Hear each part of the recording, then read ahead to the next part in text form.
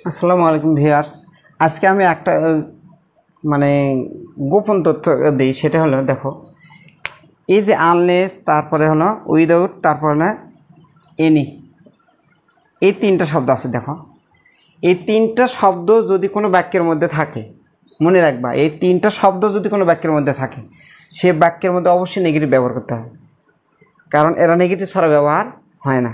মনে রাখবা, দেখো, আনলেস, উইদাউট, এনি, এই তিনটা আছে। দেখো, তিনটা বাক্যেতে নট আছে। দেখো, এখানে নট আছে, এখানে নট আছে, এখানে নট আছে, কারণ এগুলো নেগেটিভ জাতীয় শব্দ। এখন প্রশ্ন, এই নটটা কোন জায়গায় হবে? দেখো, আনলেস যদি বাক্যের শুরুতে থাকে তাহলে দ্বিতীয় অংশের সাথে নট হবে। উইদাউট যদি থাকে, উইদাউট যেহেতু একটা প্রিপোজিশনের পর ভালোর সাথে আইন যায়, ক্লোজের মধ্যে নট থাকবে। আর এনির আগে সর্বদাই নট থাকবে।